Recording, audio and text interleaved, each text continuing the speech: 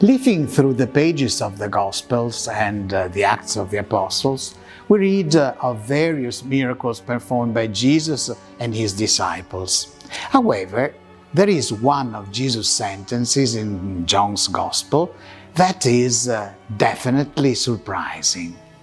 He says, "Very truly, I tell you, the one who believes in me will also do the works that I do, and in fact will do greater works than these, because I'm going to the Father." I know it is a very strong sentence, but if you think about it though, that sentence of Jesus is fulfilled in the many miracles obtained through the intercession of the Virgin Mary or the saints.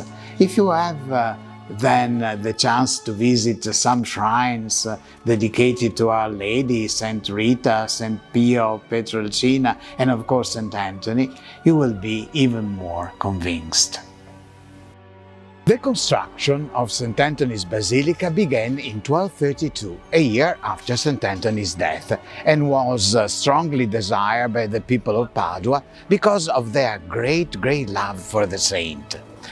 They love him not only because through his preaching, he had brought even the most hardened sinners back to the Lord, but above all, because St. Anthony had always taken care of the poorest of the poor, whom he defended against every abuse.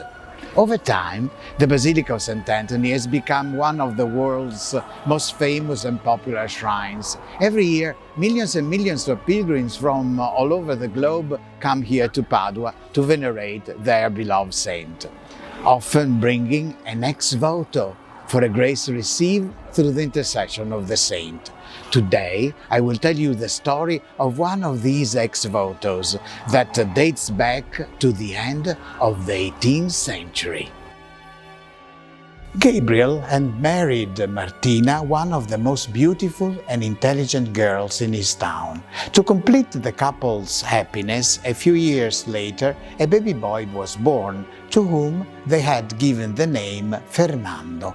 Martina had insisted on that name because it was the baptismal name of St. Anthony, to whom she was very devoted. Fernando, with his beautiful blonde hair and blue eyes, was growing beautifully, but just at the turn of the 3rd month he was affected by a nasty and mysterious disease. They realized this because the baby was refusing milk and was wasting away day by day.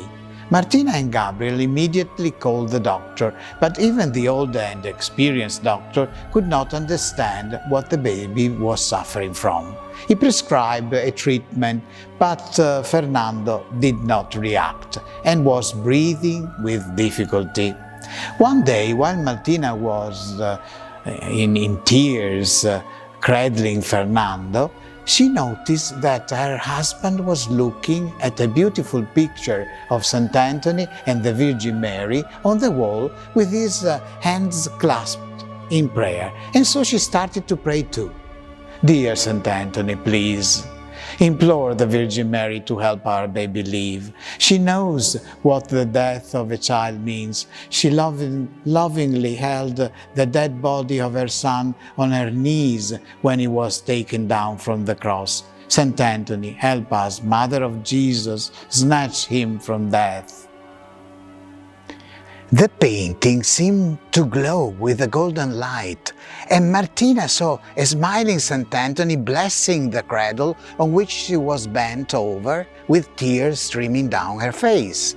At that moment, she and Gabriel heard a wailing coming from the cradle, as if the baby wanted their attention. He had opened his eyes and seemed to smile a little. He seemed to be saying, "What are you crying for? St. Anthony has healed me." And it was indeed true.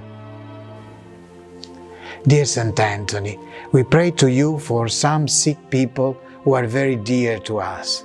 Please obtain for them the gift of healing, or at least that their suffering may be alleviated. Amen.